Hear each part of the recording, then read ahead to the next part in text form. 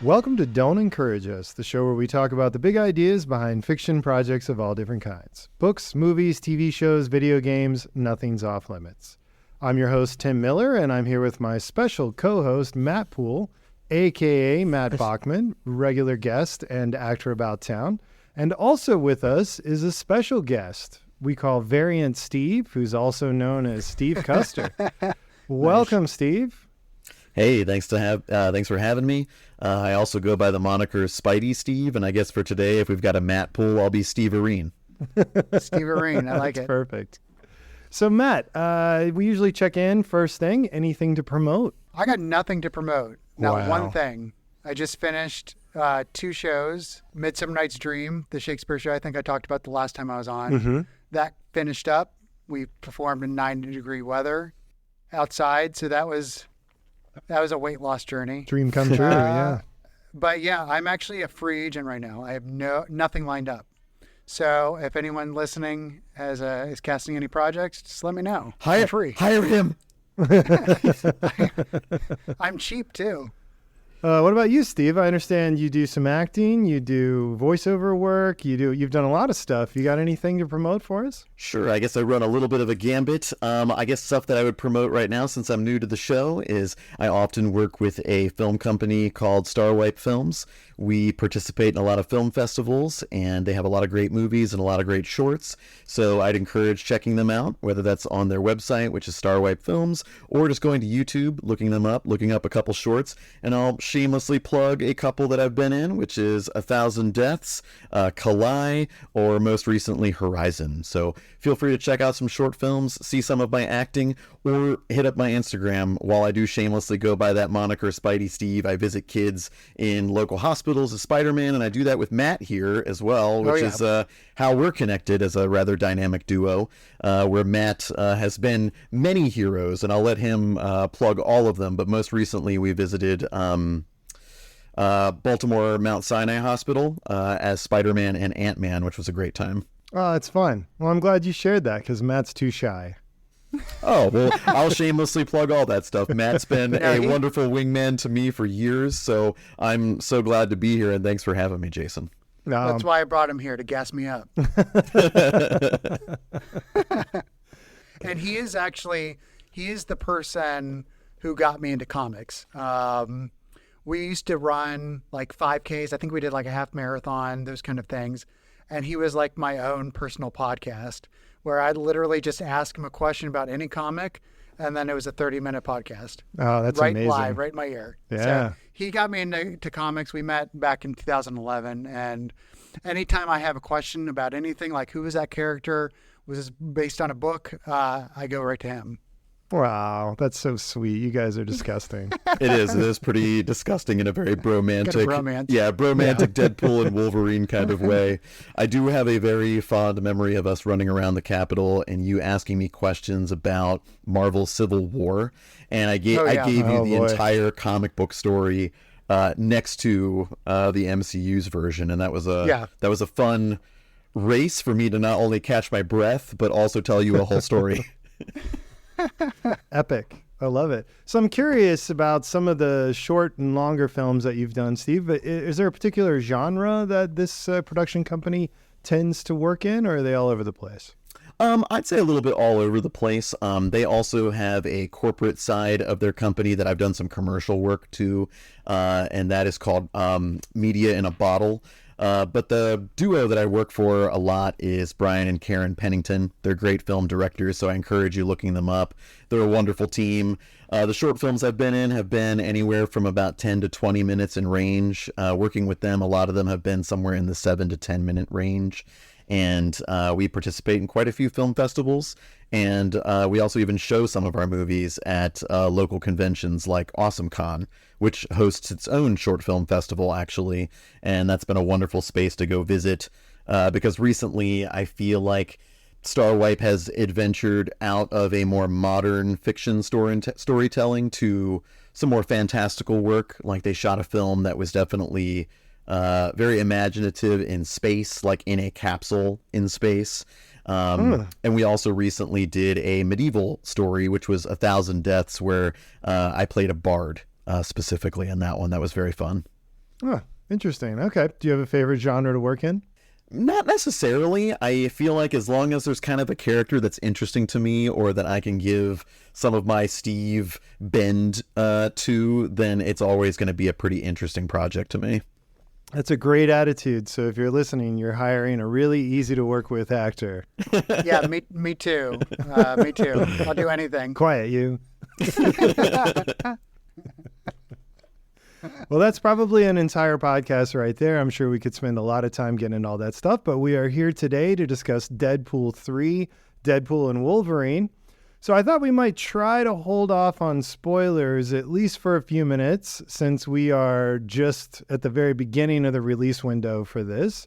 So just to catch everybody up, is directed by Sean Levy, who directed Free Guy and The Atom Project. I'm sure he's real proud of that. Starring Ryan Reynolds, Hugh Jackman, Emma Corrin, and Matthew McFadden, I believe is how you say that. Budget was about $220 million, but you can probably more than double that to account for all the marketing.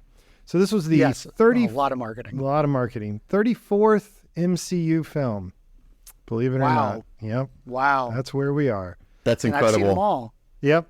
So, Matt, with that confidence and that background there, how about you give us a short, non-spoiler summary of the story? Woo. That's going to be tough. Because, I mean, I guess it's somewhat of a spoiler. There really was no story except for, let's say, so Deadpool is struggling. He starts off, I don't think it's really a spoiler since it happens within the first 5 minutes. He really wants to find purpose in his life. So he tries to become an Avenger, and the Avengers unfortunately turn him down. So he goes into a dark place and starts working in a cinematic version of a CarMax, where he sells cars with a nice wig. So until he gets captured by the Timekeepers from Loki, if anyone's ever seen them, and there is a character called, I forgot his name already. Mr. Paradox. Matthew McFadden's character. Paradox. Mr. Paradox. Mr. Paradox tries to recruit him to, well, that's a little confusing. Maybe you guys can help me. What was the reason why he was recruited? I know why he turned around and said he didn't want the universe to die, but why was why did he wanted Daredevil to join the Timekeepers, but as what? So it was Deadpool, by the way, but he What am I saying? He said Daredevil. That was funny. Deadpool, sorry. So he more plucked Deadpool from his universe than he really was recruiting him for anything. Okay. Right? Does that make So sense? he wasn't recruiting him to be part of something? Well, he did say something about him having like a divine purpose of some kind, in that he was important, so he was pulling him out of his universe, but it seemed as though he was expediting the end of his universe, and that was where that tilted him into his whole arc of, how do I save my universe? How do I become a hero after the identity crisis that you described? But why did Mr. Paradox want Daredevil? God, Deadpool. Why did he want him in the first place? So he thought that particular Daredevil has a really amazing future ahead of him. That's what. Okay. So he said he's special, right? So out of all of them, this was the Wade Wilson that they needed to save, or that had a purpose in the sacred timeline. Okay, so Mr. Paradox wanted to prune the universe quickly, but Daredevil was not into that. So because there is a superior being, is that what they called him? An anchor being. There was an anchor being. That universe, the anchor being died, and that anchor being was Logan, Wolverine, aka Hugh Jackman. So he died, so they need to prune this universe. But Daredevil didn't want that. So Daredevil decided to find another Wolverine in another universe to help bring him back to this universe so that he could be another, what was it, a superior being? Anchor being. Anchor being. So that's it. I'm not very good at Okay, no, that was good. That was good. Summaries. So we just have to get to the next little part, and then I think we can get on with our discussion of the story or the whole film, which is he needs a Logan. So he goes looking for a Logan, and he finds one, and it's the worst Wolverine in the multiverse. And hijinks ensue, right? I think that's pretty good. That's pretty much it. Yeah. All right. So, Steve, you've been quiet over there, very patient. Appreciate that. What do you think about this movie?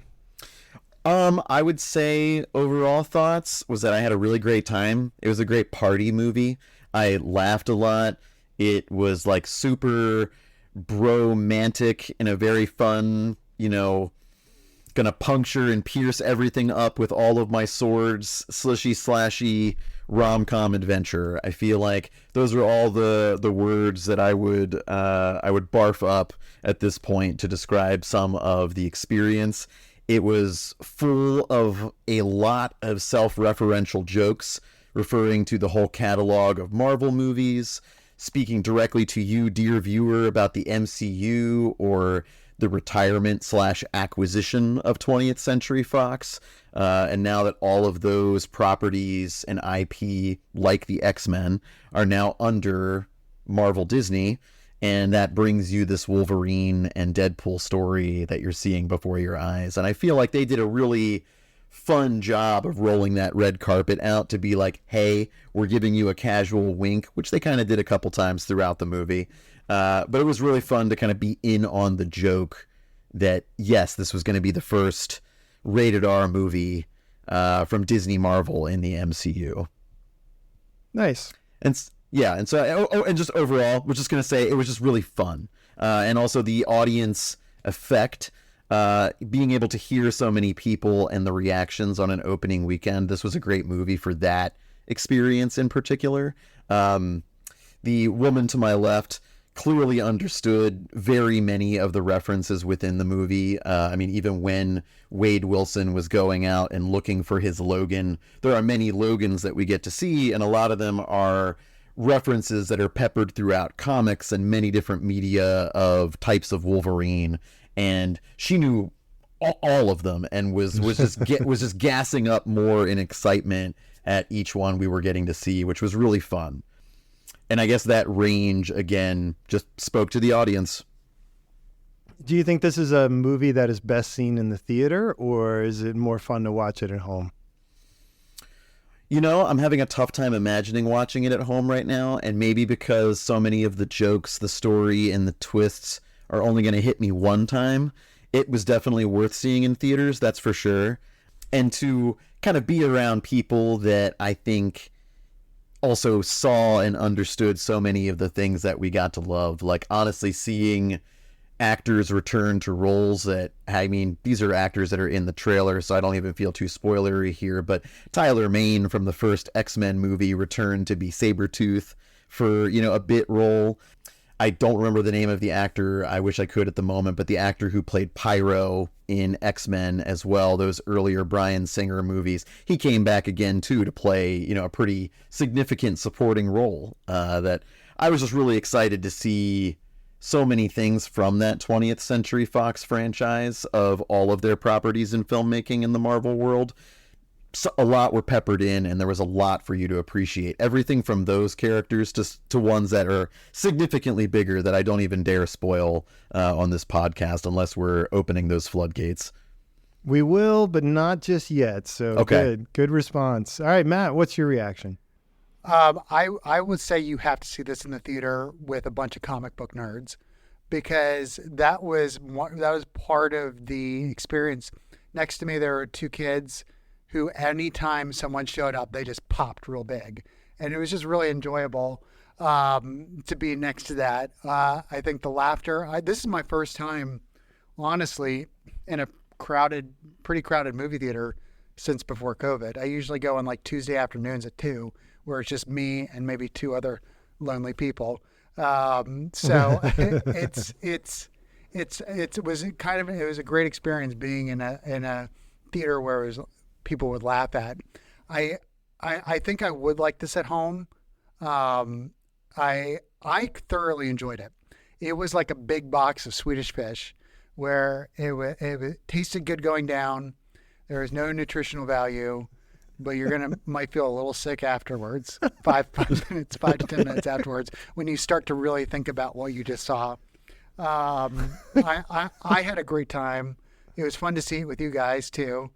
We just saw that, to the listeners, we just saw this about a couple hours ago, so everything is very, very fresh for us. Yeah, so I can't wait to take my wife to see it. She will not understand any of the cameos because you have to be really into the Fox movies to really get the cameos, I think. And you have to be a really big Ryan Reynolds fan because he is Ryan Reynolds turned up to 10. So, but luckily I am a huge Ryan Reynolds fan, so that didn't bother me at all. All right. So I had a few observations, and I'd love to get y'all's thoughts on those. Sure. First of all, I guess generally I will say that it's an enjoyable film, right? It's well done. It's very professional. Like, it's not cheap or stupid or anything like that. It's generally well thought out. But I will say that I thought the plot was very flimsy. I think they started with a list of everything they wanted in the movie, and then they just filled in a plot to try to connect all that. I totally agree. Like I said, the plot was like maybe not even secondary, but like third on the list of what was. It was probably the cameos, the actors, the fight choreography. I think they really put a lot into the fight choreography. And then, okay, we need a script here.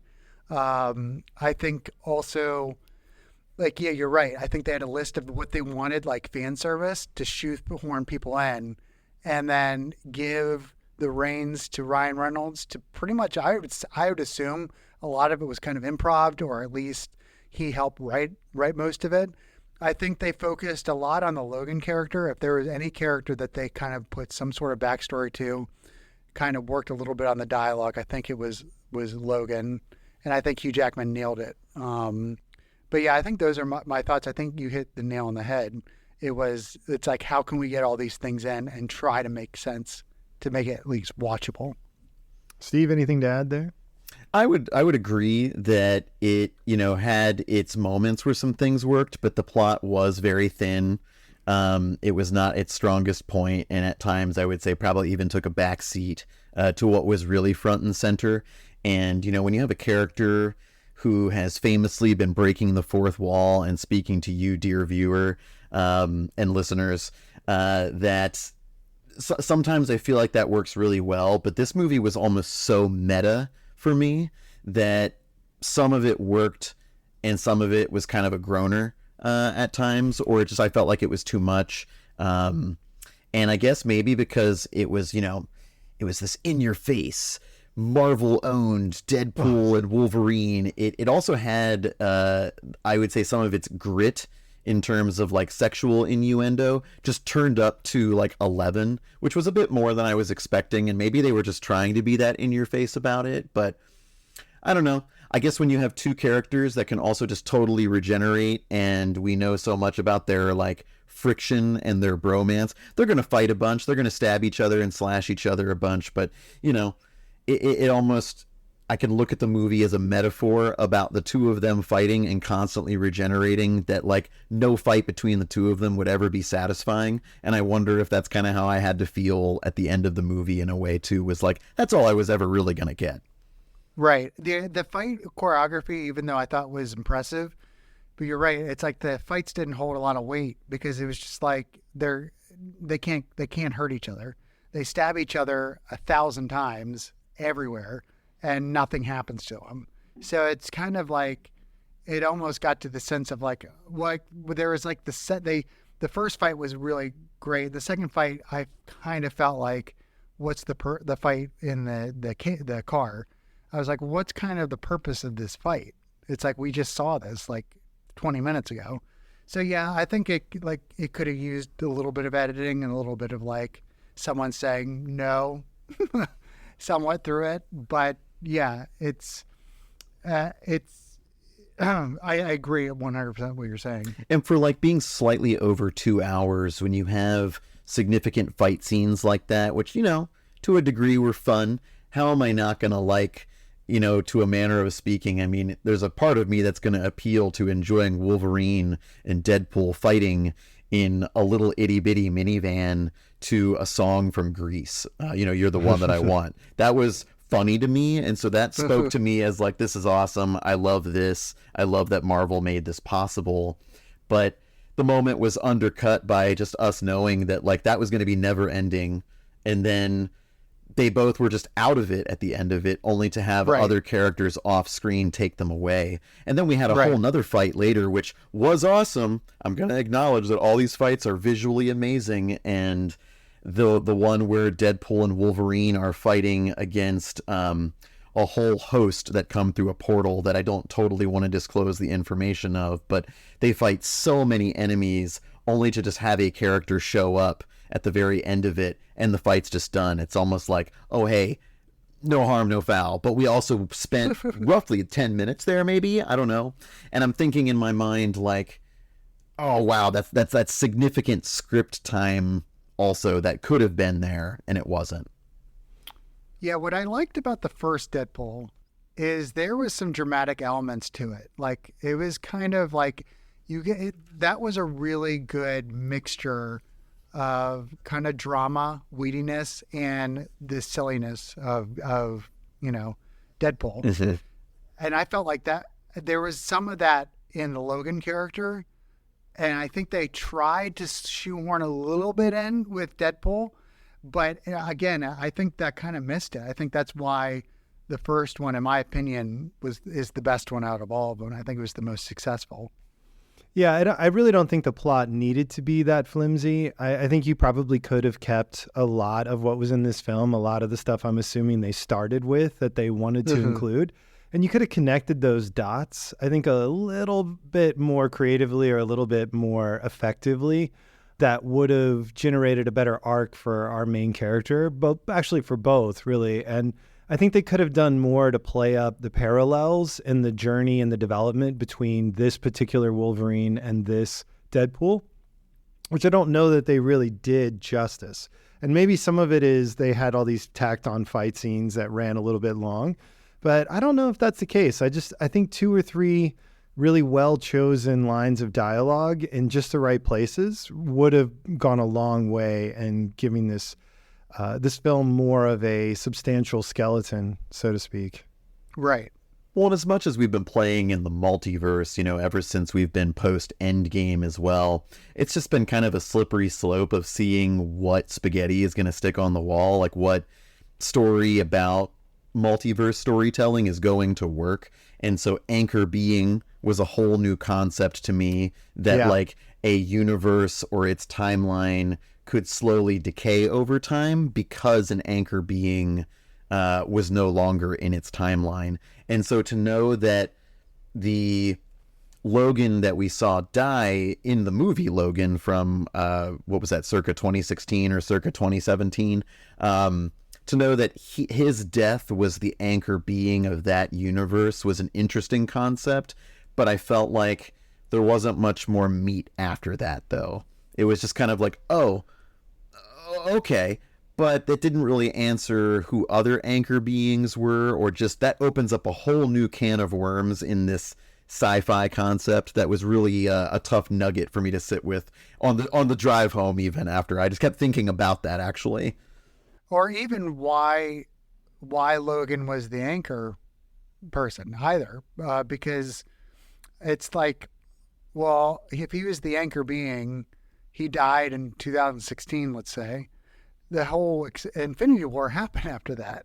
So it's just like, why? Like when they were first mentioning it, honestly, I thought, oh, he's going to talk about Tony Stark, Iron Man. He was the anchor being because he's essentially the anchor being of the MCU. So so I was hoping that might have been it. When they threw it out there was Logan, I was like, yeah, that makes sense because Logan's in the movie, but it never explained why he was, and in the other universes, who are these anchor beings, Yeah. All right. Well, we'll get into that more when we get into spoilers. So let me ask you guys this. Does this movie save the MCU? I don't know if it saves it, but I think it kind of wipes the slate clean, because they make fun of Disney and they make fun of the criticisms that the MCU universe has had since Infinity War. throughout this movie. I feel like it's like, see, we know we're screwing up, so we're gonna hopefully do better. Now, will they? I don't know, but I think this movie was meant to be like an eraser almost, of like we're wiping clean. We got all these things in. We just threw everything at the wall, and now we're gonna start over. All right, Steve, what do you think? Does this movie save the MCU? I don't know that it totally saves it, and in some ways, I think it could have teed itself up to either end this multiverse saga or be something that Deadpool, as this character who has broken the fourth wall, who had so many versions of himself in the void that we came to know from Loki in that world as well. I don't know. It was kind of a tough nugget for me to sit with in the end because it didn't really reset anything. It didn't point a direction. It didn't really even let me know that these two characters might be back again or that these actors would be back again as these characters. I kind of feel like this might have been a one and done.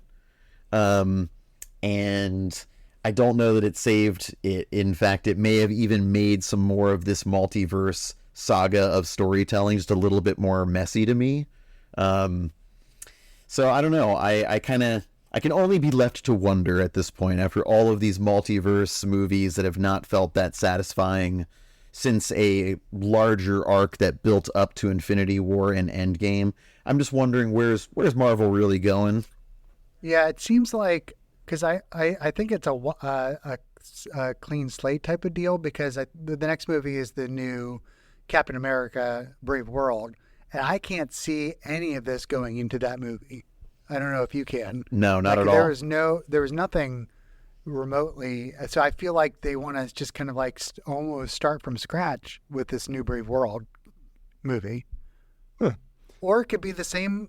It could be the same old. Who knows? That's what I'm saying. I think you're right about this. Kind of might be a one-off. But I also think money speaks. If this movie makes $1 billion, which I think it will. And I know Hugh Jackman. I would say Hugh Jackman and Ryan Reynolds look like they're having the time of their lives playing these characters. I think they are game to do this more. But you're right. I don't know where this is going to go from this movie. This shows nothing. Even the end credit scene doesn't show anything.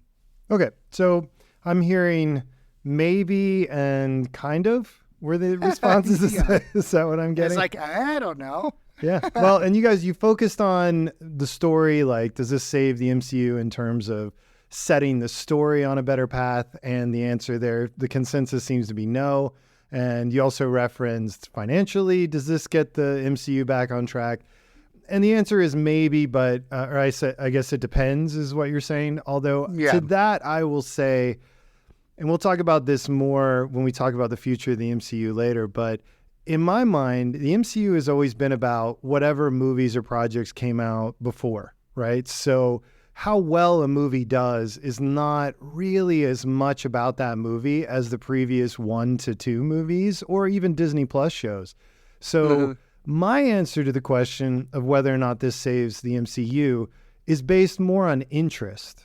And I think the answer is yes, but only temporarily, because I think it does increase interest in the MCU. I think this turns a lot of heads. This gets a lot of people wondering what's going to be in it. We're going to talk about all those spoilers in just a minute, but I think it makes them curious and it increases engagement. And anything that does that has the potential to save the MCU. Where does that go? What are they going to do with that? Well, they're going into what? Agatha? Is that the next MCU project? Is that a good idea? Oh, yeah. Right? I forgot about that one. And then it goes from Agatha to February next year to Falcon America, right? So, like you said, I don't know that if we're going to use the term I'm using here, the interest generated by Deadpool 3 is going to carry them through summer next year, right? I don't know that that's true. I don't want to say it definitely isn't. I'm not seeing the runway there to take off again. But this, in my mind, and just purely in terms of generating interest and eyeballs and discussions and podcast episodes like this one, it does save the MCU. It potentially does.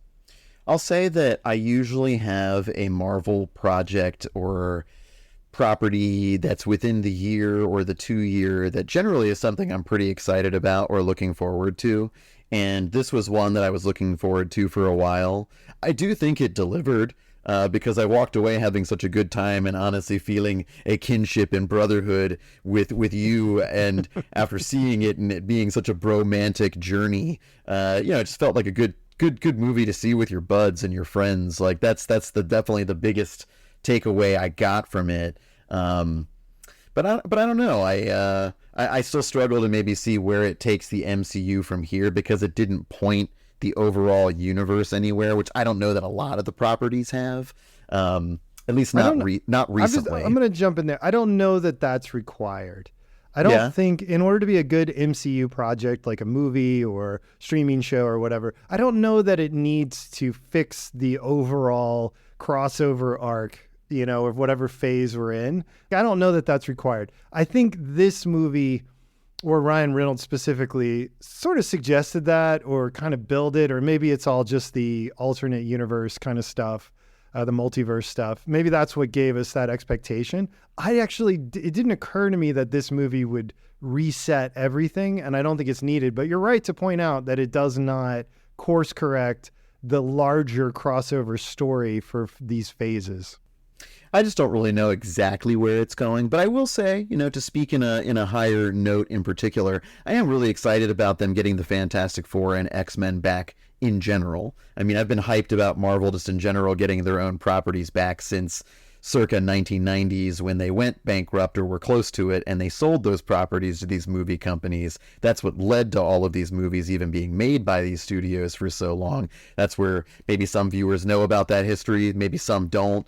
But it is kind of refreshing now to know that Marvel has gotten so much of that back. I mean, Sony's going to keep their grubby mitts on Spider-Man, and why wouldn't they? I mean, that's a cash cow right there. But I am excited about those properties and their future in general. And the Fantastic Four already has a cast, and I'm a big Pedro Pascal fan, so I'm going to just dump on that right now by saying, like, that is shamelessly going to be a movie that I'm going to be super excited to see. So yeah, there's at least that in the near future. But I also know that one's taking place at a specific moment in time. So it's going to be in the 60s and be sort of a period piece in the Marvel world, which that also sounds pretty interesting to me, and maybe even refreshing after all of this kind of hodgepodge stew of multiverse lately. All right. So anything else before we jump into spoilers and ruin this film?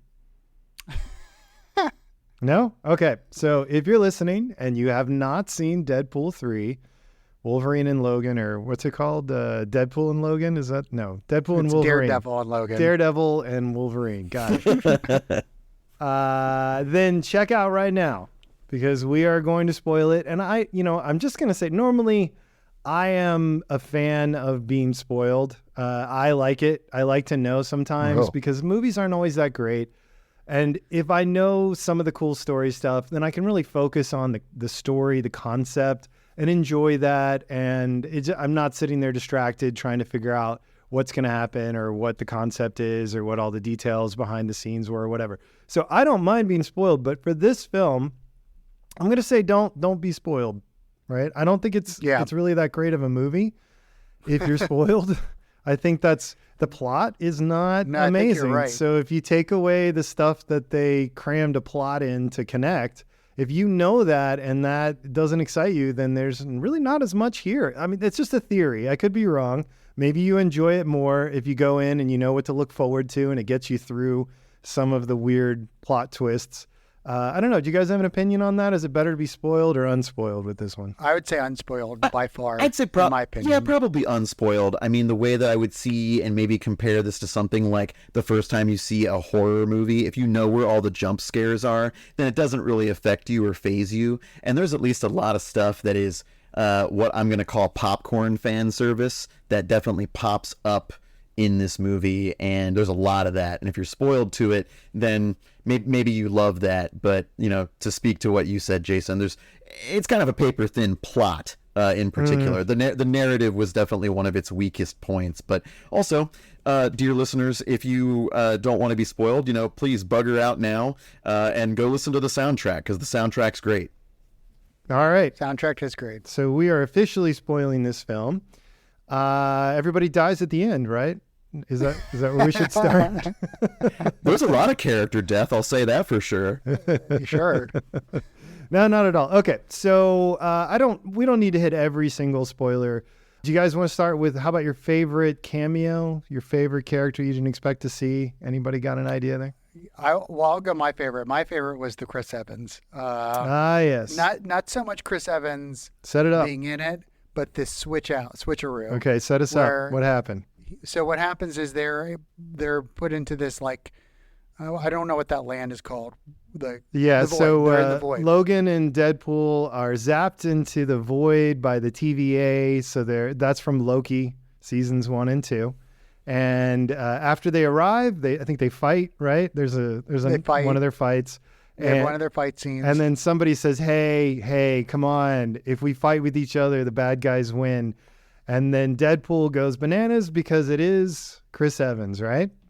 Right. So he's like, he jumps out off a building. He like does the superhero landing, and then he takes off the hood and you see him, and everyone's meant to believe that it's Captain America. And then out of nowhere, he goes flame on, and he goes flames up. So he is Johnny Storm from the original Fantastic Four. And I thought that was such a clever twist there. And that was probably one of the biggest first cameos too. So yeah, I absolutely loved it. I loved seeing him as that character again, because I wasn't particularly fond of those first 2 movies, but I loved him as Johnny Storm. I thought that's his name, right? Am I saying Yeah. Johnny Storm? Chris Evans, as Johnny Storm. So I think he plays that character, I would say, better than he plays Captain America. So it was, What? I know, sacrilegious. So I was really, really excited to see him play that character. That was definitely a fun one. But if you're going to mention Chris Evans playing Johnny Storm, then you've got to mention what happens to him, right? Oh, just that he gets absolutely, destroyed and like basically disintegrated by Cassandra Nova. Yeah, his skin gets completely sucked away from him, and he falls into just a little putrid puddle of blood and sinew and bones. It was actually really gross, but Deadpool was a huge part of just talking shit toward Cassandra Nova, which resulted in those actions. And then we got to see him bear the guilt of making that a joke for the rest of the movie. That's right. And also, just as a side note, what did you think about Pyro's interaction with Johnny Storm there, the Human Torch? I liked that because I feel like there's always been some pair-ups or fights, and also some that have been in comics over time that have always been kind of a, hey, I wonder what would happen if those 2 characters fought. And we've never really gotten a Pyro and Human Torch fight. And I kind of liked the interaction of those 2, the way that it disabled Johnny and then set them up for, their character's capture. Well, I think that points to, gosh, I don't want to say an issue with the film, just a personal little bone to pick that I have with this movie. And I know it's because I'm a big fat nerd, right? So I don't expect anyone else to really feel this way. But I felt like some of the characters that they brought in, the cameos, I thought some of them were treated with respect and some of them weren't. And it was, Johnny Storm in particular was played for laughs. So yeah. I would have been fine if the interaction with Pyro was more like, I don't want to say evenly balanced, but, Johnny Storm generates flame from himself. He's not just like briefly lit on fire and then Pyro can take that fire from him. But that's how they presented it. And it was entirely so they could play it for laughs. So I don't know. I mean, that bugs me a little. Definitely, because I know if we're digging into the comic book aspects of it, I mean, Johnny Storm can go supernova. Right. Like he could easily kill Pyro. In fact, if we were to really, see that pair in a real fight, it's there's no question to me. Johnny Storm would destroy Pyro, period. Yeah. And I mean, regardless of who would ultimately win, it would definitely be a better fight, at least I would think, or one-sided the other way. But I don't know. I really like Chris Evans. I think he seems like a really kind of nice guy. I mean, maybe he's a sociopath. I have no idea. But he seems like a nice enough guy who's willing to kind of go along with whatever. And he's done some good work in comic book movies. There aren't a lot of actors who've put as much time in and effort as he has. And, he was played entirely as a joke, like he was sort of cowardly and sort of weirdly arrogant at times and very weak. And, that's fine, I guess. But it was played for laughs, and I didn't think it was that funny. So I was a little disappointed with that one. But I get that it's really cool to see Johnny Storm. A lot of those cameos in particular were pretty quick, like getting to see a character even for a brief moment, like Pyro versus Johnny Storm or Wolverine versus Sabretooth again. A lot of those fights, or at least those matchups in particular, it was like a one-hit, one-and-done type of fight for a lot of them. And I'm not sure why some of them were, I guess, like you said, for laughs, where the Sabretooth kill was definitely just like Wolverine is a badass, I guess. Yeah. I mean, I do like that they presented both Deadpool and Wolverine as being, healers. They have that rapid healing ability. And so they're just constantly sticking each other with swords and knives and shooting each other. But I did like that other characters are not somehow like able to avoid that. Just because they don't really have that same healing ability, doesn't mean they aren't going to get stabbed and have their head taken off. But to have Tyler Mane go down so quickly, like, I get it. They set it up. That's the joke, that it ended so quickly. So for those of you who haven't seen it, Tyler Mane played Sabretooth in the original X-Men movie. I don't think he was in any of the sequels. He was the Liev Schreiber.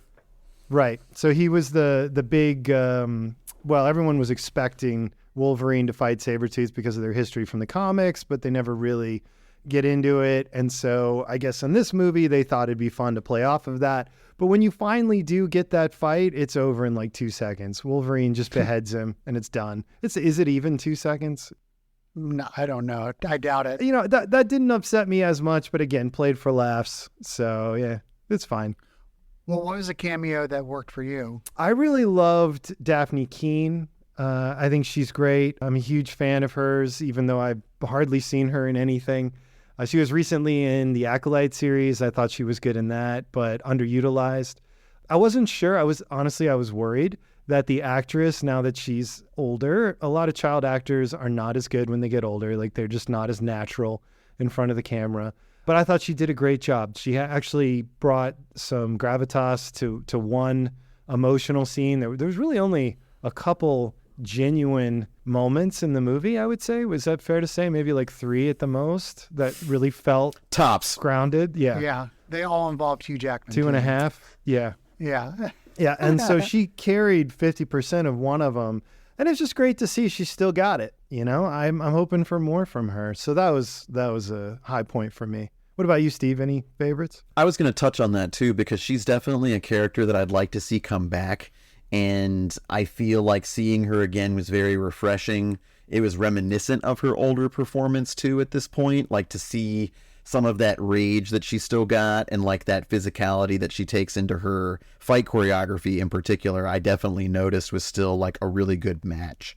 So I hope she comes back. I hope that's another reason why we got to see her. But like you said, maybe even underutilized. She carried some of the biggest emotional gravity of the movie. I think going into some other ones, the biggest one that maybe popcorn surprised me was Wesley Snipes returning as Blade. That was so exciting to me because, as far as I knew, he was a retired actor, number one. And then number two, that was another character from that time period that really started the comic book craze. He was right there on the ground floor when that first Bryan Singer X-Men movie had come out. But, I guess everybody has kind of forgotten over the years that Blade is a Marvel property, and a very cool one at that. And maybe we'll get another one.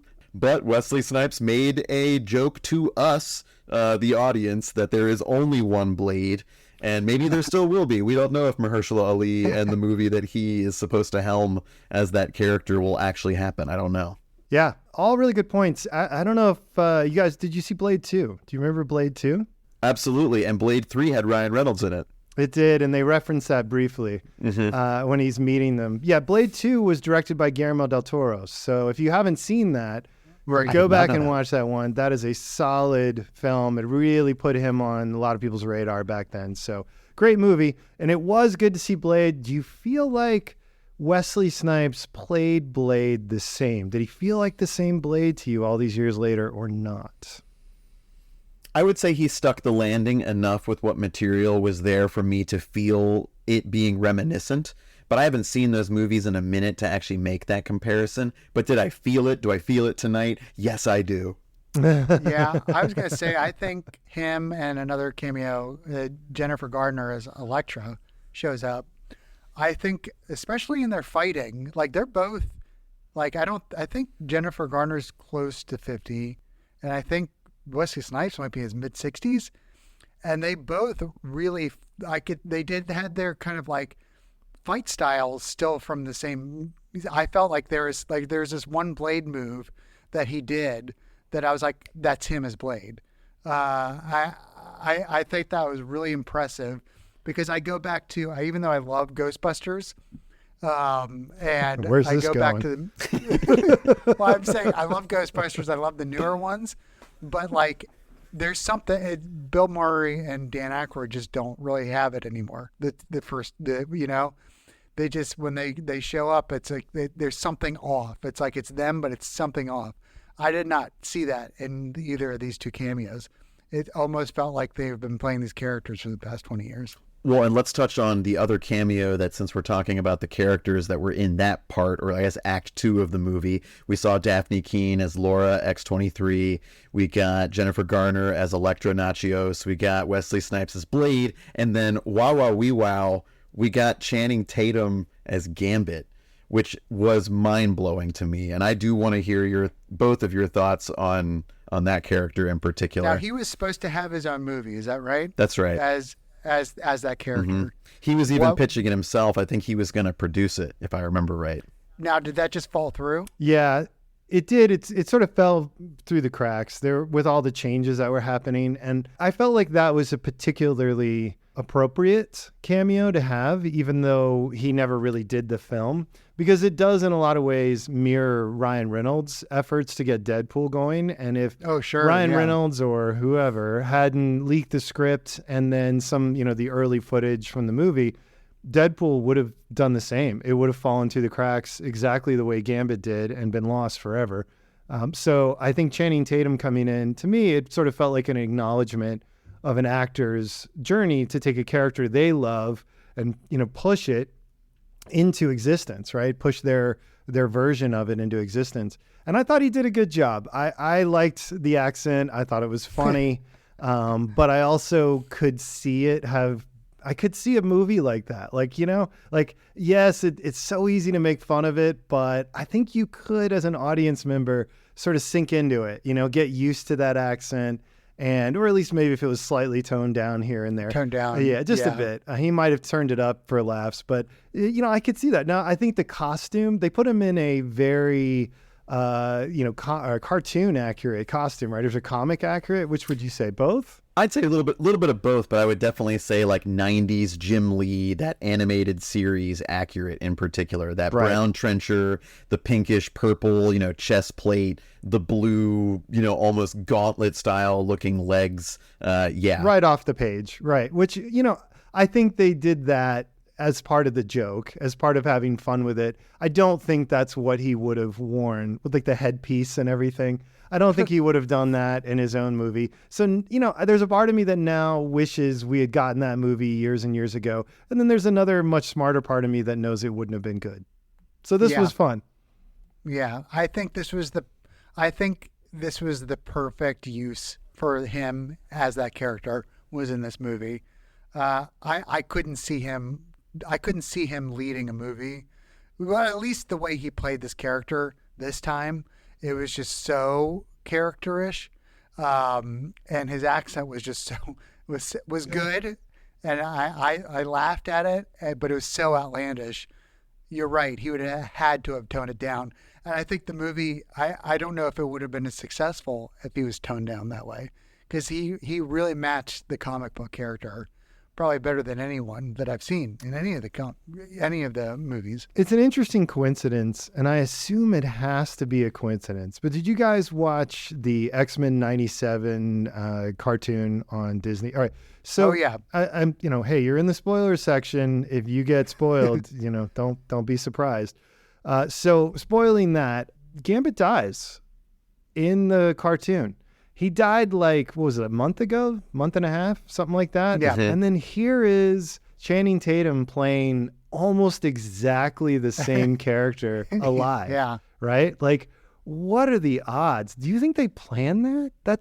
It seems impossible to plan. I would think that's impossible to plan, and especially based on, animation being a project that's years and years in the making, but then also, Disney Marvel only just acquired that 20th Century Fox property to get all of this stuff actually fairly recently. I think it happened just right around 2020.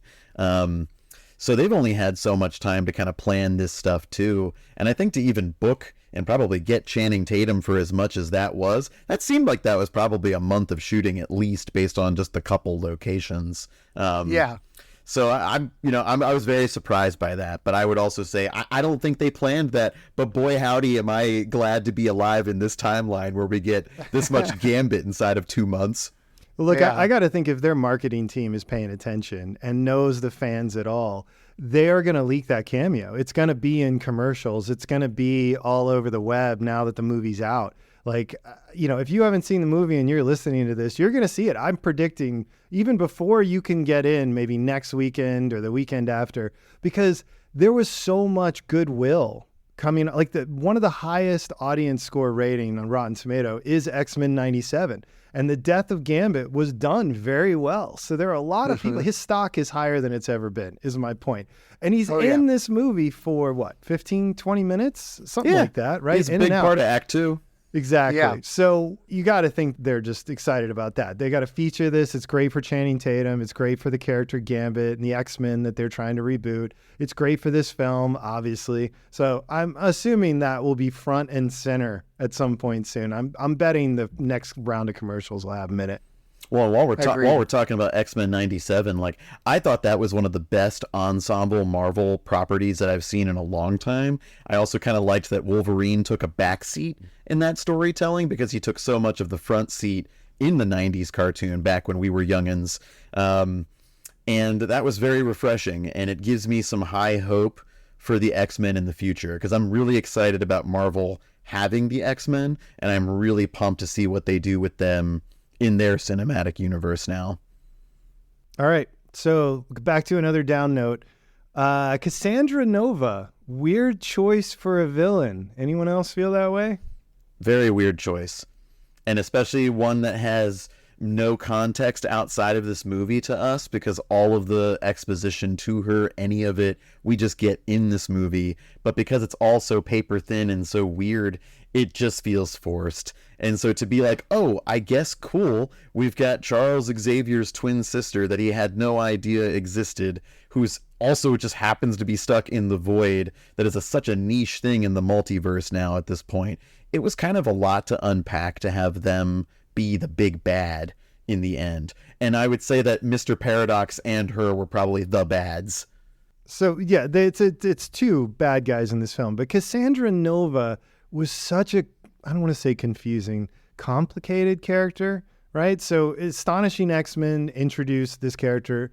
The character was sidelined as being too weird, right? So not a character a lot of people who read comics really know about. In this particular version, she was presumably pruned from her timeline before she was born. So she doesn't even have the kind of evil backstory that the one from the comics have, if I understood that correctly. And this version likes being in the void.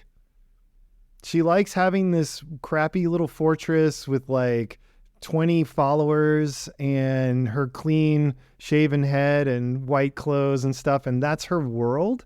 It's a bold choice, Jason. We'll see how it works out for her. Yeah. Just very strange. And then in the film, she has that sort of Mr. Burns from The Simpsons change of heart a couple times, like, again, very weird. Like, she's like, you know what? You guys kind of beat me. And I respect that. So, and I'm kind of mad at it's the person I had to deal with. So I'll help you guys escape. And then she's like, oh, actually, now that I'm at it, why don't I just kill everybody again? Right? Very weird. And why in the world would all those Deadpools side with her and then change their minds at the last minute? Because of Peter? Yeah, because Peter's beloved. Okay, so every other Deadpool, are they all just like paid? Did she pay them off somehow and they're just working for money or whatever goes for cash in the void? Or did she mind control them and Peter made it wear off? It doesn't make any sense. It doesn't really add up. No. But I guess in my mind's eye, I think of the Deadpool Corps in this movie as like a Mad Max-esque faction in this, dystopian void that all seem to work for, Cassandra Nova. Why?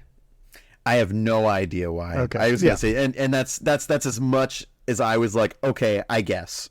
Right. Well, and she's one of the main characters. And to your point, which is really what all this is about, we don't get enough from her. We don't understand her. She's not, in moments you can almost have empathy for her. And then, like I said, she has another change of heart and another change of heart. It's just very weird. Sometimes she seems like she's a sadist. And then other times, not so much. I don't know. It was just a weird, obscure choice for a villain, which I don't, on principle, have a problem with. And then the execution was weird. It's sort of thin as well. So I don't know. But Matt, I'm curious your take on Cassandra Nova, because I feel as though, and I don't want to speak for you, but I imagine that's a character that you probably didn't know about before this movie. No. So I wonder, what was your take on that character in this movie? Yeah, I never heard of her at all. And I agree with you. The motivation was nowhere to be found. Why she was how she was. I guess I thought maybe she was a little bit upset that she was in the void and that she wasn't she had some sort of jealousy of Charles Xavier, but that didn't really come to fruition. She didn't technically know him. She didn't. Yeah, exactly. She didn't even know him. I can only see it as an actress. I thought she was very good. Emma Corrin was good. Yeah. Emma Corrin was really good. I thought the creepiness of her putting her hand through their head is something that's going to be in my nightmares. So I thought that was visually kind of interesting.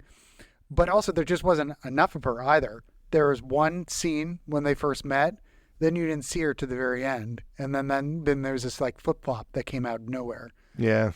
Yeah, I agree. I thought the villain was pretty much, and I also thought, what's his name? Why do I keep on forgetting his name? Mr. Paradox, Mr. Conundrum. Mr. Paradox. Mr. Paradox, I felt like his motivation wasn't even that great either. No. So I felt like both of their the villains didn't really work well. Mr. Paradox works a little bit better if you put in the 50 hours to watch 2 seasons of Loki. And you really thought about the fact that it's a bureaucracy, right? So they're all part of this big TVA bureaucracy. And for however many millions of years that they've been working there out of time, the whole point in a bureaucracy is you either accept where you are or you try to advance, right? That's how bureaucracies generally are portrayed anyway.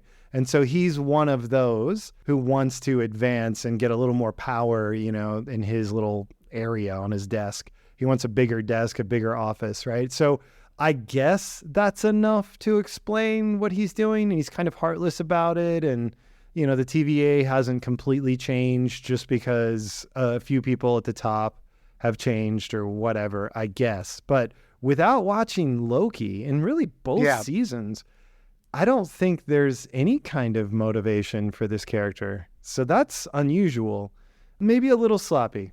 I would say that the entire concept of the TVA is actually not introduced well in this property because it's so forced on you so quick. You can only assume that they're just these people out of time in this pocket world.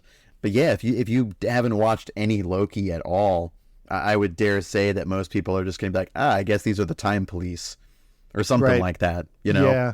Yeah, and they're presented as stormtroopers right up the front, Right, the opening yeah. sequence.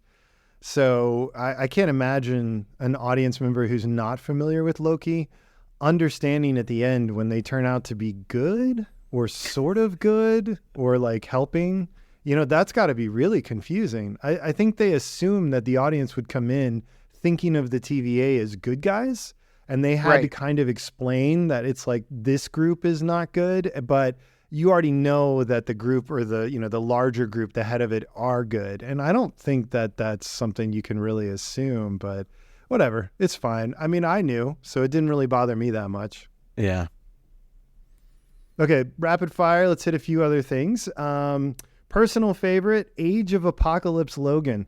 So for those of you who are spoiling and haven't seen it, there's a scene where Wade goes looking for a replacement Logan for his universe, because his Logan from his universe, I guess he's in the Fox universe, so it was the Logan from the Wolverine movies that's dead. He needs a replacement. We get some funny cameos there. One, and some of them are serious, and one is a very, I think, comic accurate Age of Apocalypse Logan. He's missing, I think, his left hand. Yep. He's got that adamantium kind of stump there, which if you've read the comics, I'm spoiling everything today, there's still claws in there. He just doesn't pop them out. I guess they can't really be adamantium the stump must be made of something else. Anyway, he's got that clubby stump and he hits Deadpool with it, which is great. We go back to him, I think, briefly a couple times. I wouldn't mind more of that. That Age of Apocalypse in the comics was fabulous. Honestly, I think Hugh really pulled off that look, and that long hair wig that he wore from that like 90s storytelling from Age of Apocalypse was like, no kidding, comic book accurate, like you said. I would definitely watch more of that. And while we're talking about those cameos, I love that we got to see him in the suit, period. And while this suit was probably more of like an astonishing X-Men suit, the one that he wears in this movie mostly, I kind of like it, but I'm very partial to that traditional one that's in the actual animated series. But also, I really love the brown and gold yellow costume where Wolverine is a part of the Yoshida clan, and I was glad that we got to see that costume. He pops his claws and we got to see that little hint of his very first appearance, which was in Incredible Hulk fighting against Incredible Hulk, and we got to see that for a very brief moment. And I think maybe, just maybe, and this might be just my fan wishful thinking here, I swear that Deadpool said something to Hulk, Hulk grabbed him, threw him, and I think he threw him into like a side of a tree in the same way that Wolverine died in the movie Logan, where like it was just like punctured in the same way. And I thought, oh, that's funny. I was like, Deadpool's right there dying the same way, or dying, quote unquote. Right. But at any rate. Yeah, so we got a flash of Logans. Anybody else have a favorite Logan? I like the old man Logan on the porch with the shotgun. Yep.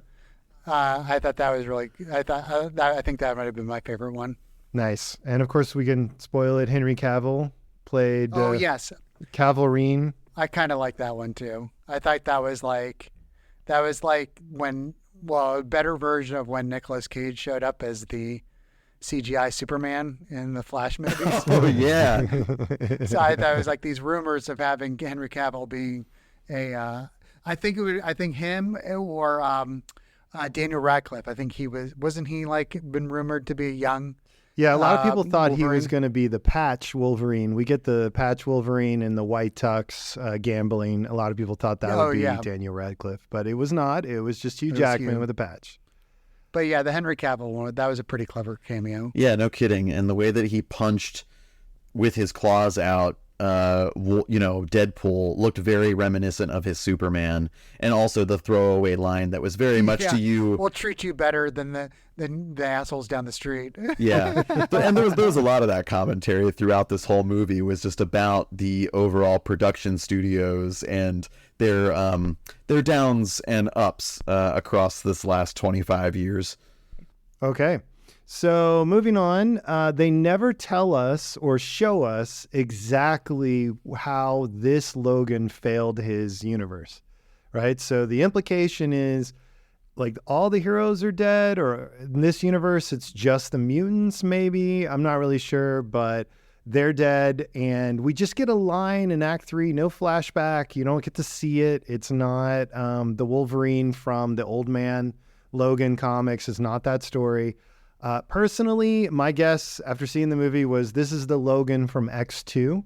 So the X-Men sequel, there's a scene where I think Stryker and his like hit squad come to the mansion, and Wolverine is there along with a lot of the other X-Men, and they manage to kind of fight them to, I think, a standstill. A lot of the kids escape, if I understand correctly, remember correctly. So in this one, it sounds like it's that story exactly, except Logan had gone out to the bar drinking, and then he comes back, and I guess a lot of the mutants had been killed, or somehow his involvement showing up later resulted in a lot of people getting killed. He kills the humans. Maybe he goes berserk. And that's really all we know, right? Did I miss anything? I don't think so. It stayed pretty vague, I think, for us to fill in some of our own blanks. And I liked your take on it being like a specific instance that we know from a time before where Logan was there, was being asked to be there while other events were going on, because in X2, most of the X-Men left. They were really kind of belaboring Logan with the task of babysitting the kids. And I think some of them even still got captured and were taken to Alkali Lake with him and the rest of the X-Men to then still go on to save. But it sounds like in some alternate world, all of that could have gone sideways. And at most, I would say I was still leaning into a very Old Man Logan-esque story. I assume that the villains, in some way that they finally agreed to work in union with one another, rose up, and it was during this time that there was probably a fever pitch of fear, and that people and humans were hunting down mutants, like the Super Mutant Registration Act and all of that stuff. So I don't know. I wonder if it was just one big meshing of all of that in one way, but yeah, it left me wondering a lot. I really wanted to know so much more about this Logan, because it wasn't really our Logan. Right. And they set it up in the trailer as a question, and they don't answer that question. So a lot of people will just forget, right? They don't, oh, okay, what exactly happens? It doesn't matter, right? Because there was a lot of cool stuff in this film. But I think some people are going to be annoyed by that because it really isn't ever answered. So using your own imagination feels a little bit unfulfilling, given that it's such a critical part of this character and this character's arc. Interesting choice. I don't know why they made it. Maybe it was for time. Maybe they had some ideas and filmed them even and cut it. I don't know. Maybe we'll find out later. Maybe it'll be a bonus. So speaking of endings, this film had a very happy ending. It did, yeah. Right? So it started off with, or the very end began with Deadpool and Wolverine having shawarma and sort of bonding one last time over victory. And then Logan's going to hit the road. You know, he's going to just wander off like he always does. And he says, we're never going to see him again. And then Wade stands up and says, hold on. And next we see he and Laura are now part of Wade Wilson's makeshift family. He's there with all the characters from the beginning are together, and they're sharing a meal, and this Logan has found peace, and Laura's got her, I guess, sort of dad back, and Wade's got his best friend. And then Logan encourages Wade to turn over to Vanessa, who dumped him between Deadpool 2 and Deadpool 3.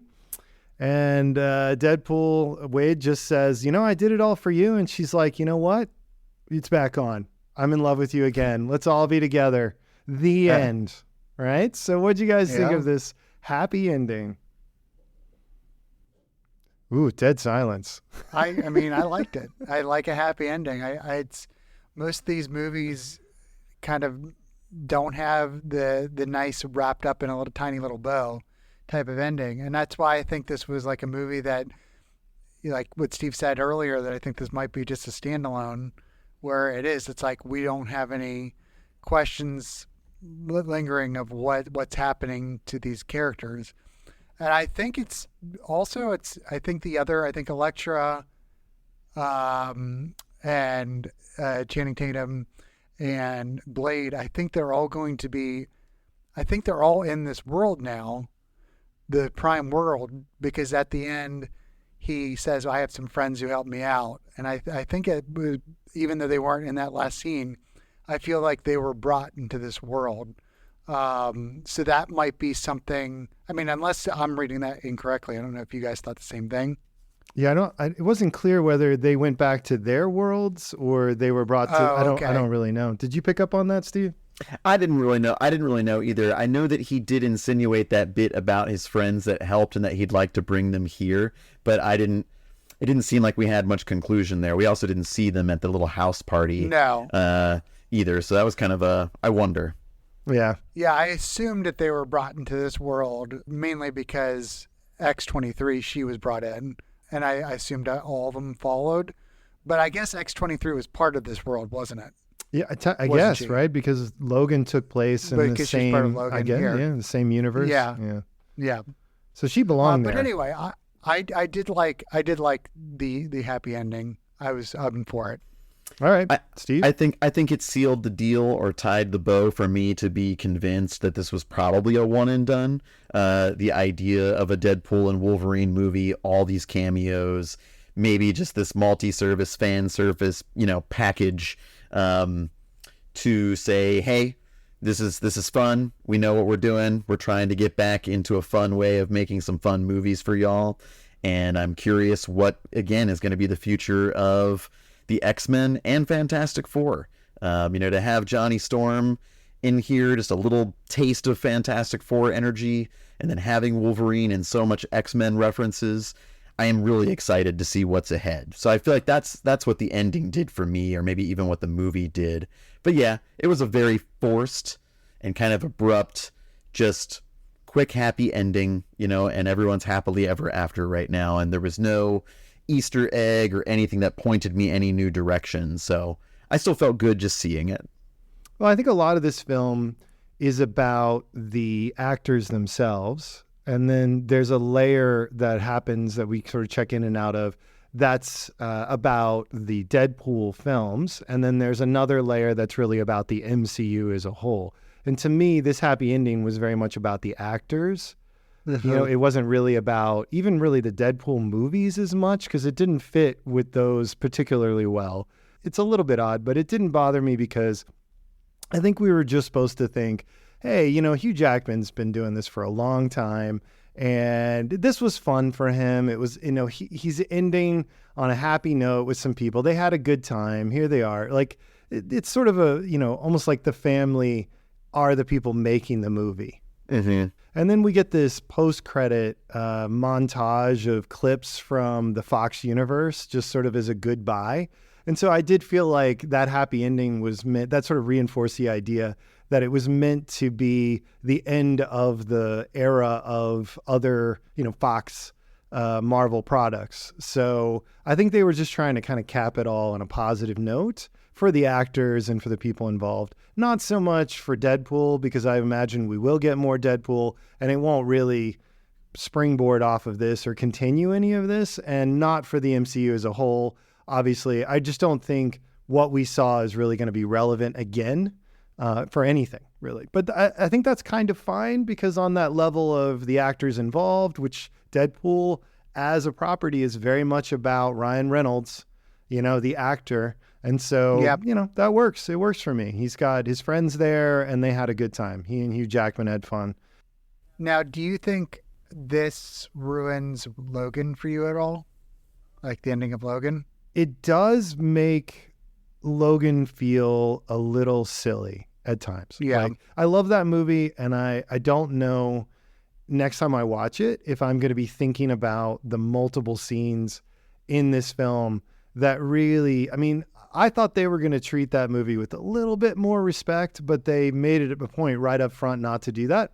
And with those kinds of visuals in your head, are you going to be able to enjoy the final scenes in Logan as much, right? So I understand that they said they weren't going to touch it, but they did.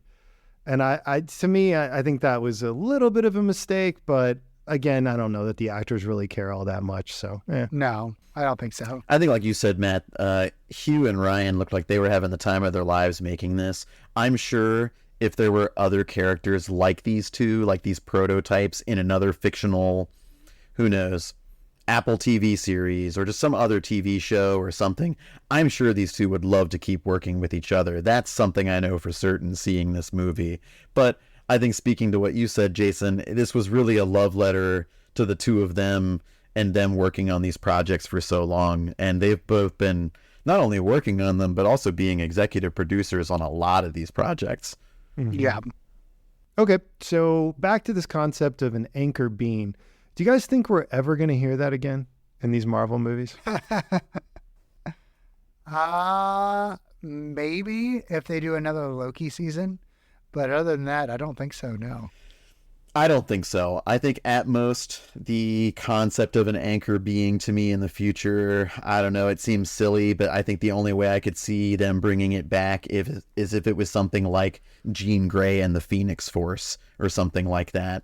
But that would be, I don't even know if that's wishful thinking on my part. That's just the only thing I can think of that if I was like, what would be that in the Marvel Universe really? But I don't know. I kind of don't think that's going to come back. I think it was convenient for this movie, but I also think that that's, I guess, the beauty of multiverse storytelling. You can pull literally any rabbit out of the hat and it just works.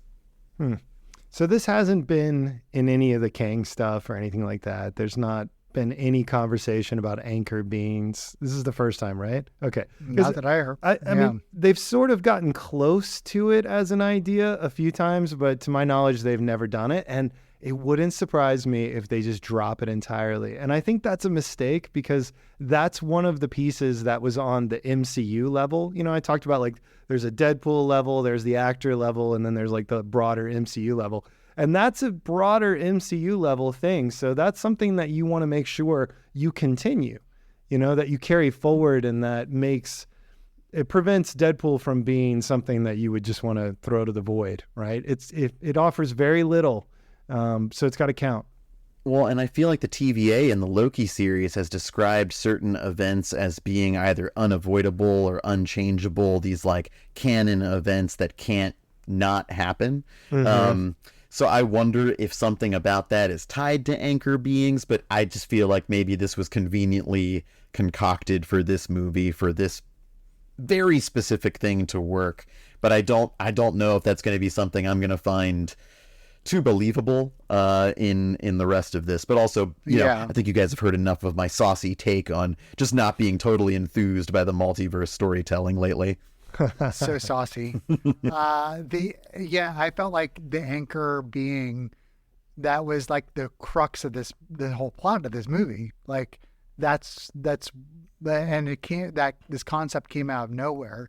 So I feel like that was part of the, you know, writing process of like, we need this type of person. Because otherwise it doesn't make sense why he had to go and find another Logan.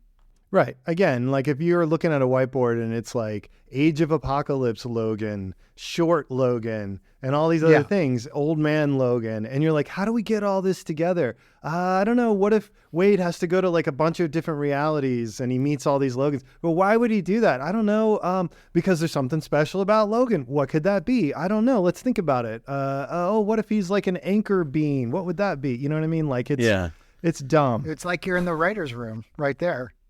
I wasn't going to mention this, but when I was 17, I was a freshman in college. I wrote, along with a couple other friends, we had like a rotating story, like a round robin fiction story. And in that, when it was my turn to write, I came up with the idea of there being different versions of the characters in different realities. Like one of them was what I called a pillar, meaning he existed in every reality, right? And if you kill enough pillars, the reality collapses. So that was my version of an anchor being, essentially. Yeah. Like instead of it being one and the dumb word of anchor, I use the word pillar. And it's a kid thing. It's stupid. It's silly, right? Like, I mean, I'm not saying it was the dumbest idea I've ever had. That's a very long list, but it isn't exactly brilliant writing, and it wasn't used brilliantly here. I think it was just another example of doing the plot last. Mm-hmm. Well, and all of this at some point too can be maybe looked at through the lens of old comic books anyway. I mean, look at how so many heroes have gotten their powers through, funny unexplainable phenomenon or just weird things that are like, oh, gamma radiation is the reason that the Hulk is the Hulk, or these weird chemicals that just happened to spill in the street made Matt Murdock blind, but also super sensed up to 11. So much of that at some point I just forgive because it's this comic book pulpy storytelling as well. So I guess it's weird how much I'll give something a pass, but then I'll also still sort of judge it harshly. Well, I always think that there's a difference between something that was introduced when you were a kid versus something that is equally stupid that was introduced when you were an adult.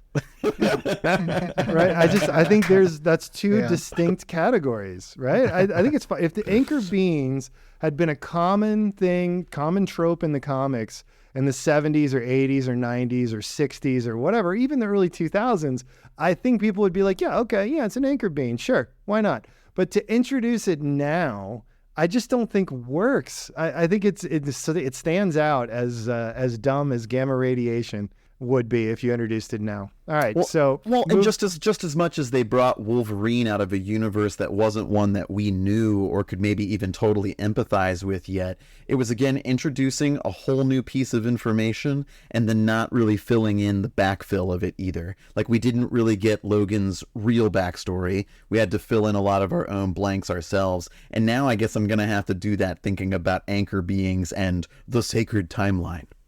Right. Okay. So on that note, my theory, which I mentioned earlier to you guys separately about the sacred timeline, is the reason 616, okay, for those of you who are not total nerds, all the different alternate universes in the MCU have been assigned numbers, and 616, I think, is the number they've assigned to the movies we've all been watching. And they started calling it the sacred timeline, and maybe they explain why that was in Loki, but I don't remember. So my theory as to why that's the sacred timeline is because that's the timeline where Loki comes from, and now he's the god of the multiverse, right? Which I think makes sense. But did Kang have his own sacred timeline? Was it different? I don't remember. Do you guys remember that stuff? He Who Remains? I don't, because the Kang story was one that I had, honestly, at the time and at that age, a really difficult time following. And it wasn't more than just beat 'em ups and team ups that I really enjoyed at that time. But I've always known that the main universe of all the characters that we've come to know and love, Peter Parker, Steve Rogers, Tony Stark, Natasha Romanoff, all of them, they're from Earth 616. I know Miles Morales is from a totally different Earth or different timeline and dimension, and there are still so many other characters that are, but I think that's why they prescribed 616 to the MCU as well, so that they could say, hey, you comic book readers out there, we see you. We see you. You know what's what. And this is also our world. The world that you live in is this movie world, the same world that our literary characters live in. Okay, last thing I wanted to say about this movie before we talk a little bit about the MCU as a whole and its future. So the scene with Thor holding Deadpool. Yes. Okay. So I'm glad we're talking about that. Okay. So they, for those of you who haven't seen this movie, very early on, they're in the TVA on one of the screens when Mr. Paradox is explaining why he plucked Daredevil from his particular timeline and is saving him, even though his universe or his timeline is going to cease to be, is because he has an important role to play in the sacred timeline 616. And as part of that, we see Thor holding a injured, I guess, is it fair to say, describe Deadpool as injured? I don't know. Anyway, he's holding him. Thor's got some weird cut and some like staples on his face, and he looks very upset about it. And that would normally not be a big deal, right? Like Deadpool gets excited about it. Ha ha ha. Just another joke, moving on. But they kept doing callbacks. Right. It was at least 4 times, maybe 5, that Ryan Reynolds mentions that Thor held him in that moment. I thought for sure we were going to get a post-credit scene where that happened. Yeah. But it's never paid off. I thought we would at least get something with that scene in it. Something. Anything. It's crazy. It seemed like it was a throwaway bit in the beginning, but he did keep on referencing it. So, yeah, I thought the same thing. I thought the end credits was going to be at least something regarding that. Do you think we're ever going to get it paid off? I don't know. Maybe a deleted version of it, deleted director's cut. Well, there was a part of me that was wondering if that was literally the footage from Thor: The Dark World, where Thor is holding Loki as he was dying at the end of it to whoever that dark elf was that Christopher Eccleston played, and all those big bads. I wondered if it was literally just like a body swap for that footage. I don't know. I'm just curious. But Yeah. do I want the satisfaction of some sort of conclusion or ending to connect that? Absolutely. I wanted to see that. All right. So this film, do you guys think it's going to break $1 billion? Yes. There were a lot of empty seats. There were. For opening weekend. But it was also, I mean, it's playing in a zillion theaters too. I think it's going to hit $1 billion worldwide. I really do. I think this is going to play well overseas. I think the only thing that might hold it back is the R rating. It's going to be hard to get. I mean, you can't take families to see this movie. So Yeah. that will be, I think that might be my only callback. But I think people are going to come. I think this movie, people are going to see it more than once. I think I'm going to see it more than once in the theater. I know I'm going to take my wife to go see it. So I think there's some replay value in this movie to go back and like watch the movie knowing what cameos came, but like knowing where the cameos are, like what you said, like with knowing about spoilers. Now people can go back and watch the movie that way. So I think there's a lot of return value in this movie. There is no other superhero movie coming out this year except there's a Venom movie. There's a Craven movie. So I guess there are a couple, but it's not until the fall. So I think it's got weeks of playability. I Steve? think it definitely has the potential, and I think largely a lot of that will be on the shoulders of the titans that are Ryan Reynolds and Hugh Jackman. To be honest, I think this duo, this team up, the way that you might be excited for a team up in comic books back in the '90s. This is awesome. These are characters that have wanted to work together for a long time, actors that have wanted to work together for a long time, and this movie definitely felt like a movie they made for fans. And I think that, I'm even hopeful for them. I hope they play to those numbers. I know that Deadpool's 1 and 2 and Logan were around like the 700 million barrier, and probably more than that. So I hope this is somewhere at least 900 to maybe over $1 billion. All right. So do you think this is going to have our predicted or possible halo effect on Agatha and Captain America 4? Is it 4? Yes. I don't think so. Okay. I think it's. So you don't too think it's going to different. help Agatha? I don't think so. I mean, I think there is value of people getting more excited about like what you said earlier in the podcast, that eyes are going to be on the MCU. But I think Agatha's coming out. It's farther down. I think it's not until October or so. Like it's a winter show. And it just, I can't see the crossover there. Yeah. So a lot of what we're dealing with right now has to do with the strikes last year. So there's not as much content, right? And what's out there is not as finished, I guess, or it wasn't. They didn't spend as much time on a lot of it. So I don't think Agatha. I think it was hurt by that. I don't know that it's really going to be particular. I don't even know that Disney's really going to emphasize it particularly. I think they're thinking hopefully Deadpool 3 draws in a lot of the fans who have largely abandoned the MCU or just been pushed away, depending on how you want to look at that. And they're hoping that they won't really pay attention to Agatha, which means they're going to try to hold on to whatever hype this film generates until Falcon comes out next year, which is why I think we got that trailer when we did and why they put the Red Hulk in it and everything. They're trying to get the core of their fan base excited and keep them that way all the way until February next year. And I don't know, man, that does not seem terribly realistic to me. So I think this is going to be an uptick, and I think it probably will help Agatha a little bit, but I think Agatha is going to deflate a lot of what comes out of this movie. I don't think it's going to be that amazing. I think the writer's strike hit it pretty hard, and the actors and everything else going on last year. So I think that series is kind of a mess just based on them changing the title as many times and everything else that seems to be going on there. It might have even been in their best interest to just shelve it. We'll have to see when it comes out, but I don't think that I don't think it'll be what people want to see.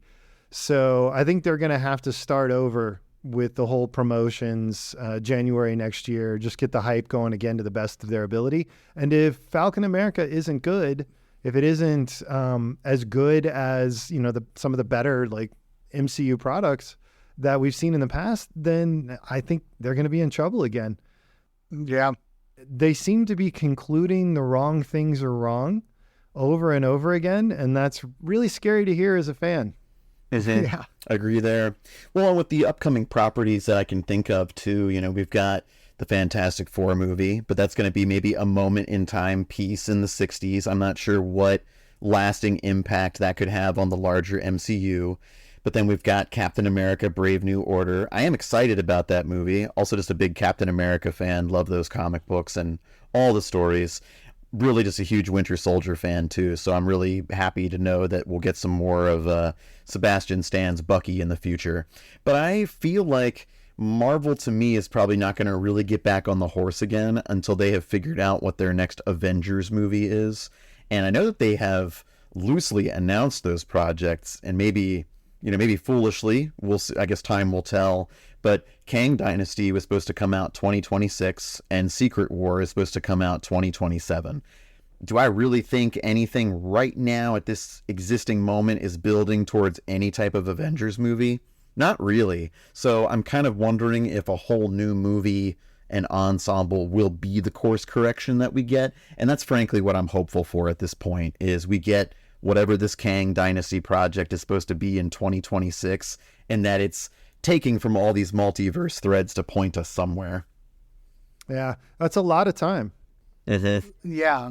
Is Secret War, is that the one where Florence Pugh is part of it and the girl from Hawkeye? Do you know what I'm talking about? Oh no. David Harbour's character? Yeah, you're talking about Thunderbolts. Is that the Thunderbolts, thank you, yeah. Now, don't you think that's kind of like an Avengers light type of movie? I don't think it's going to work like an Avengers movie. I think they've conceptualized it more in line with the projects where those characters come from, like Black Widow, which was one of the first bad, really, I mean, it's like big budget, not good films in the MCU. And Florence Pugh, I don't think her version of Black Widow has ever really gotten on the right track. Like, her portrayal is just not that compelling to me, and she's going to be the lead there. And anyway, so I think there are a lot of problems there. You guys are, you know, Steve, you're assuming the Fantastic Four is going to come out in July 2025. I'm not sure of that. I wouldn't be surprised if it got pushed back to November or something like that. And I'm glad you asked this question because I wanted to talk about it. Story predictions, right? Where will the MCU go? So just in a brief recap here, the multiverse barrier was crossed or damaged in Doctor Strange, the first one, Loki seasons 1 and 2, What If seasons 1 and 2, Spider-Man No Way Home, Doctor Strange Multiverse of Madness, I think probably Quantum Mania as well, and maybe some other stuff that I missed.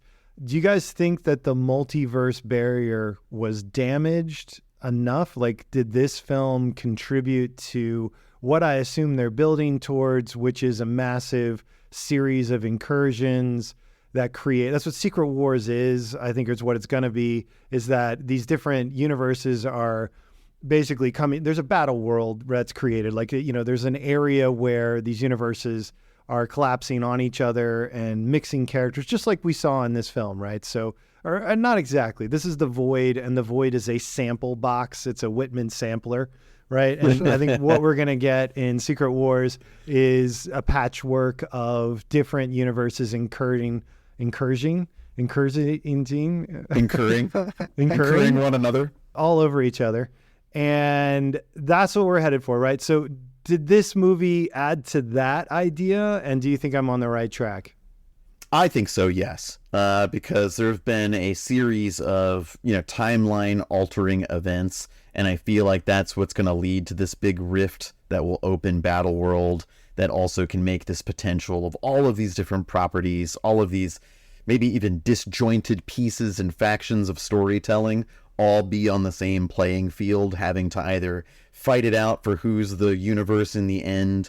But almost like all comic book storytelling, and especially in the last 20 years or so, I feel like all of these timeline mishaps and misadventures are also leading us to an eventual like restreaming of the timeline, almost a reboot. And I don't love using that type of phraseology because that happens in comic books these days, like every 5 to 8 years. Just they'll say they're rebooting the entire universe, but effectively it's just them saying, hey, all of these events still happen to these characters. It just happened in a much shorter time frame now. We're just doing that, and now it's a whole new universe again. So here we go, let's tell fresh stories. And I sort of wonder if that's maybe what we're going to build up to eventually. Is just something that's going to, I don't know, Flashpoint set us up for like either a new or prime universe, That's a dirty word now. I know it is. You can't say Flashpoint anymore. Not the comic fans. Nope. Yeah, so, I actually do like the multiverse stuff. I like the incursion idea. I know people are sick of it, and I understand why. I think the execution is the problem. I don't think the concept is particularly problematic. It's just been abused. But I do really like that it offers the opportunity to go back and without rewriting what's been done to correct everything, all these characters, like Moon Knight, right? So Moon Knight's a great character, really interesting. I did not like that series, right? There's some good stuff in there, and I'm not gonna. If you like it, that's great. I don't have a problem with people who like it, but I would love to see them use this incursion, this multiverse, these kind of resets, whatever, to give us a season 2. But set it straight, set it on a better course, right? Get a little bit closer to the comic in some ways and a little bit further from a lot of what the last couple of phases have been about, which is goofy and weird. I think it's a great opportunity to do that. I don't think you need to do a whole universe reboot to make it happen, but if that's the plan, let's get that next year. You know what I mean? Let's just go ahead and do that ASAP. Because dragging on like this with all the baggage that they've accumulated in the last couple of phases, it's not sustainable. People get excited about a movie like this or X-Men 97, and then you get 2 or 3 projects after that, which seem like they have no audience at all, or at least no audience within the fans of the MCU. So yeah, I'm fine with it, but let's get on with it. Let's get to the end of that. Okay, so do you guys expect Deadpool's going to pop up more, or is this the end of Deadpool? I don't think it's the end, but I can't see him popping up as like a cameo or like something else. I think he's going to do either one more movie or maybe go off and into the sunset. But I feel like Ryan Reynolds just really likes playing this character. I think they're going. I can't see him popping up in a well. No, I can't say that either. Ryan Reynolds is known to pop up in different movies. I can't see why he wouldn't do that for Deadpool. I don't think this is the last we'll see of him.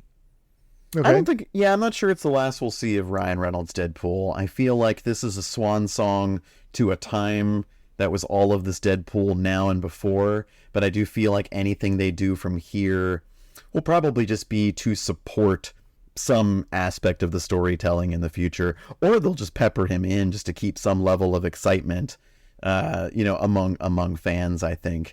Yeah, there was no like clear cut, like, Tony Stark is not coming back and Steve Rogers is not coming back.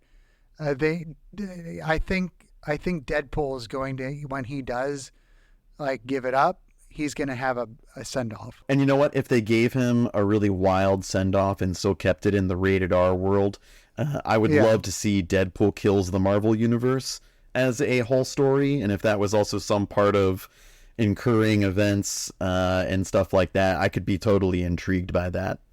Yeah. And I mean, there was a way to kill off Deadpool and Wolverine. They had their out in this movie.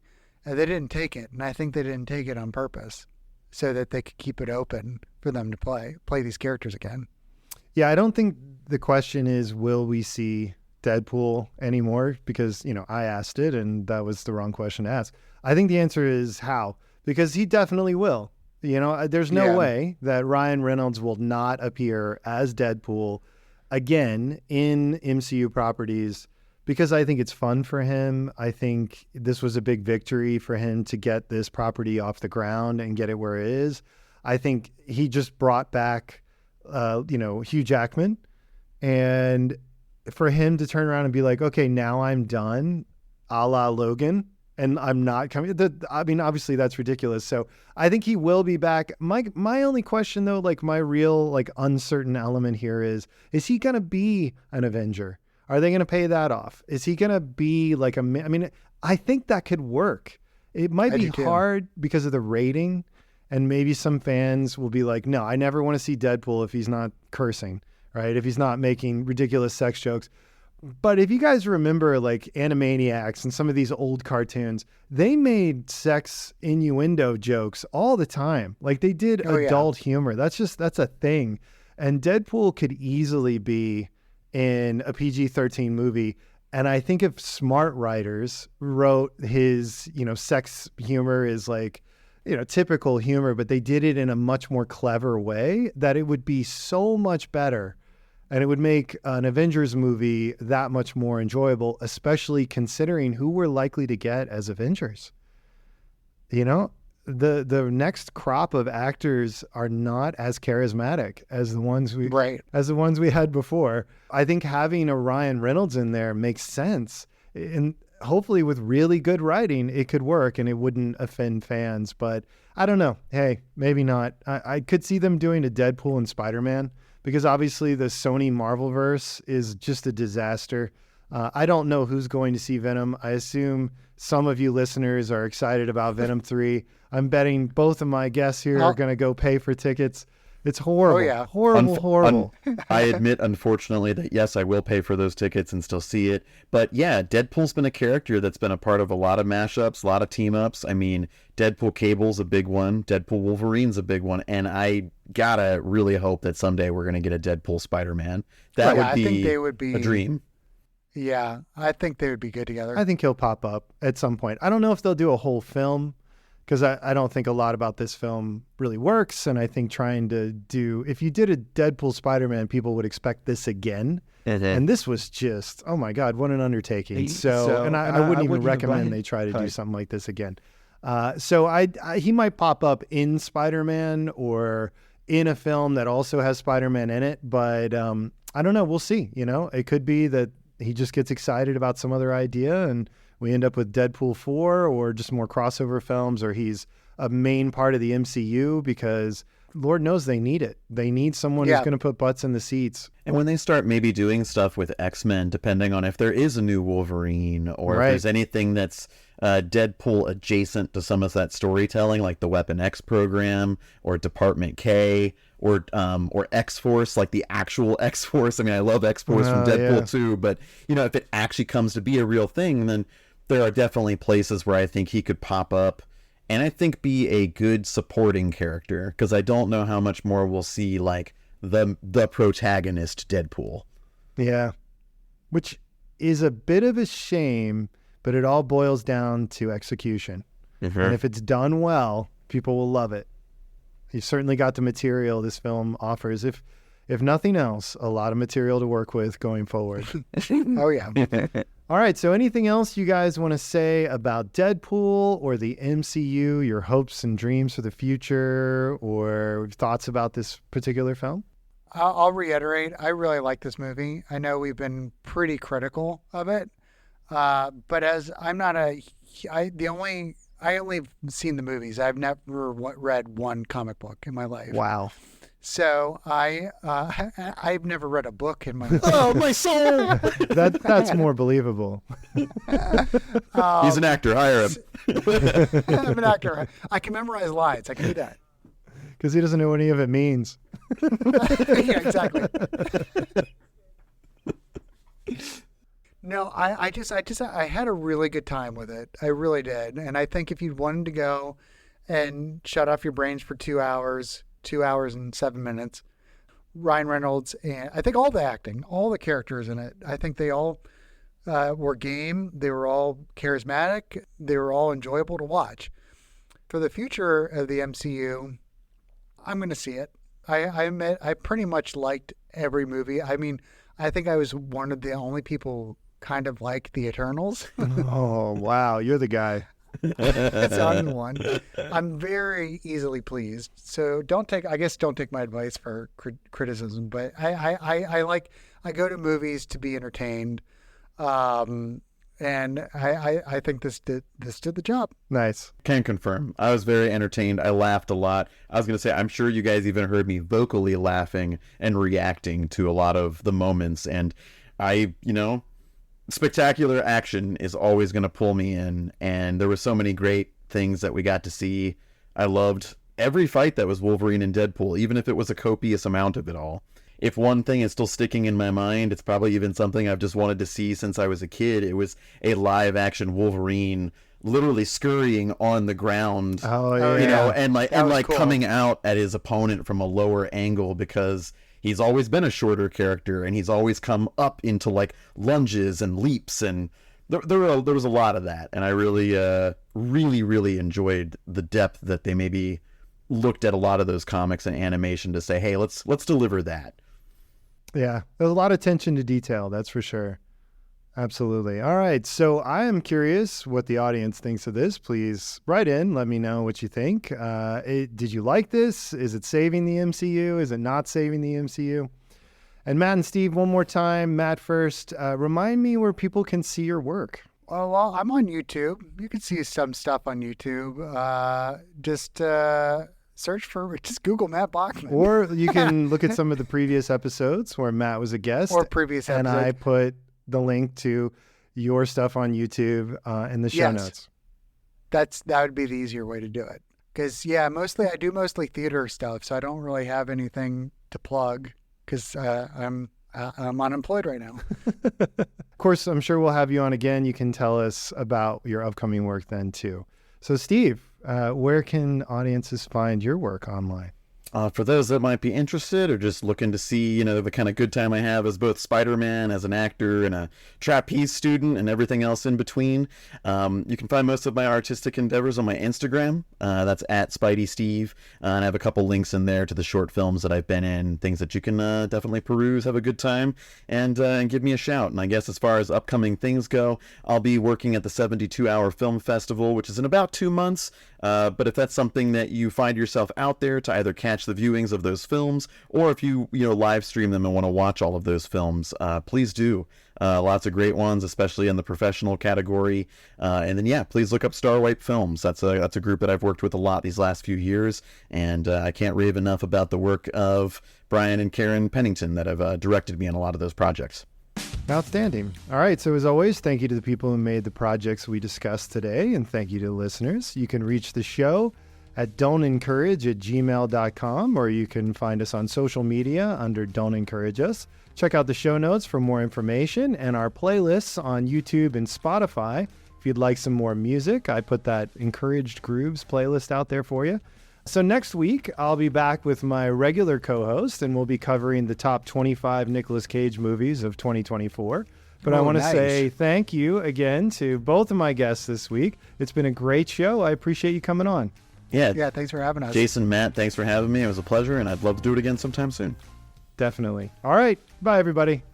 Take care, dudes. Bye.